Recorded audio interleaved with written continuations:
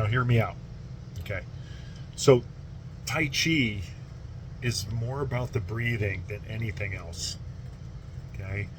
So I meditated for years. Okay. And as I'm meditating, I felt a need to be able to move my body as I'm meditating. So I'm wondering, what can I do to facilitate that? And it was Tai Chi. So I downloaded a couple books on Audible about Qigong and Tai Chi and how to nurture your energy in your upper, middle, and lower dantians, and how to nurture your internal organs. And I can provide links for those books. But in the process of listening to those books and then learning some of the techniques that were provided about taking your attention, okay, and your energy always goes where your attention goes, okay? And when your attention is elsewhere, right, and you're never in the present moment, or rarely in the present moment, all your energy gets robbed.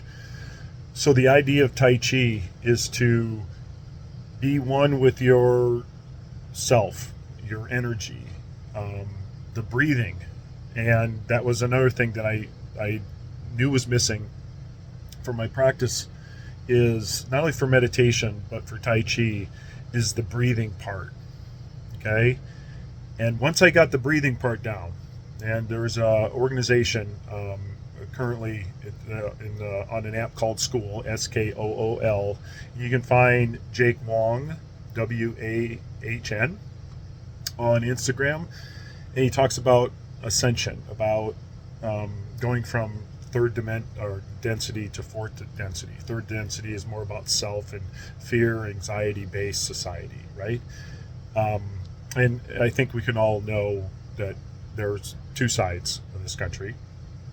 And the other level is the fourth dimension, or density.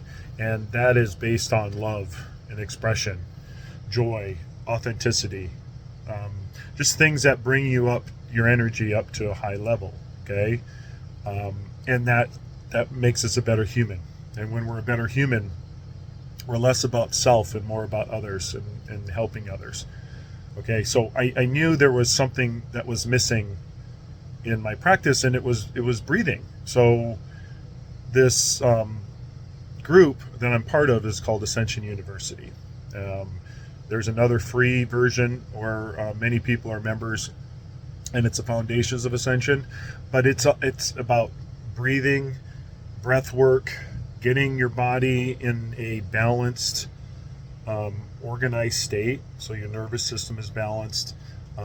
It allows you to identify maybe past traumas that you didn't know existed, and you're able to work through them in that state of mind, in the non-analytical state of mind. So Tai Chi is more about breathing, because when you're breathing, there's some physical stuff going on, okay? When we use our belly, versus our lungs, because we learned over time to start utilizing our lungs. But when we were born, it was all belly breaths, okay? Just through your abdomen. And if you're able to get that process down, the process of breathing and somatic breathing, I learned from this site. And it's more about, again, being mobile. And what I did is I applied that to Tai Chi. And it has been totally amazing. And I think, like I said, it's more about the breath. And then once you get the breath down, and it becomes like an automatic thing, like riding a bike and you never forget it, brushing your teeth. When your body learns it better than your mind, it becomes the thing you do, okay? So initial practice, okay, because you need to establish that repetition on how to do it and do it correctly. So let me just, the purpose of this video, believe it or not, is to talk about that breathing part, okay?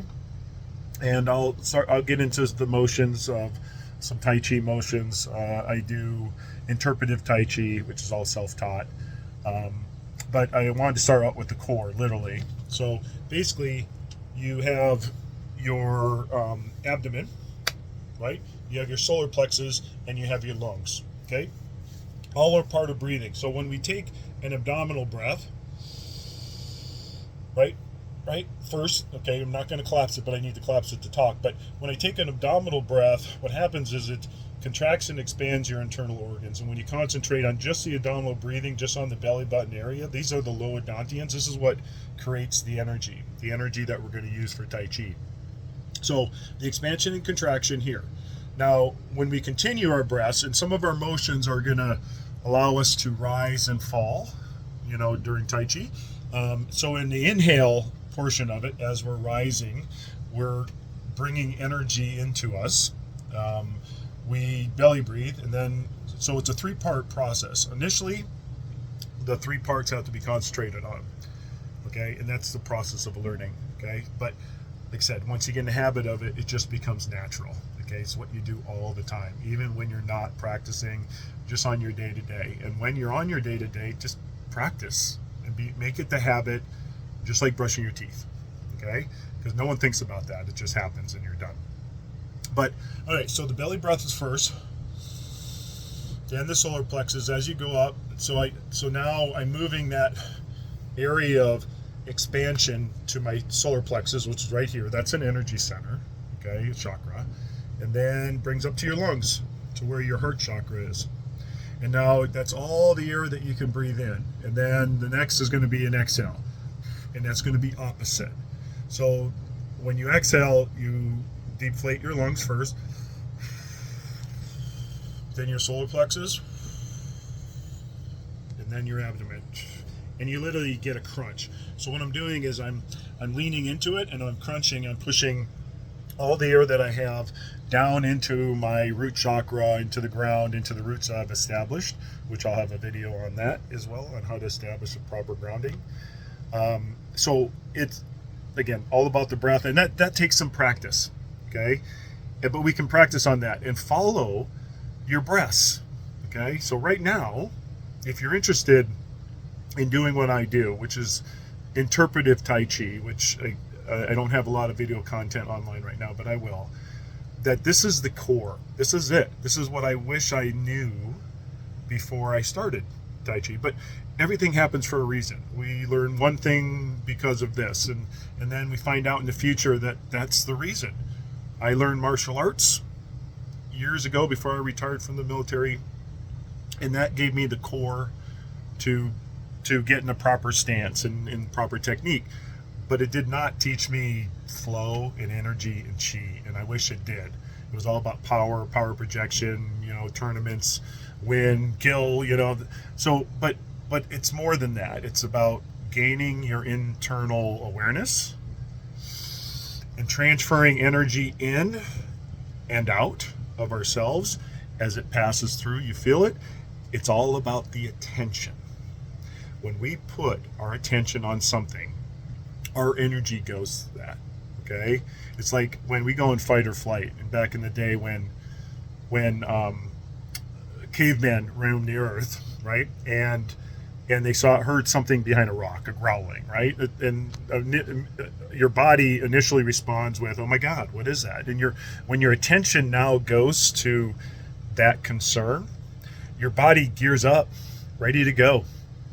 So when we bring our attention outside of ourselves into our environment, it's a different feel when we bring our attention to ourselves. When we bring our attention to ourselves, right, we can gain access and understand what is painful to us, what ails us physically, which a lot of our past traumas, have built up over in our body over time, and you can feel certain areas. My area is right here in my left side of my neck.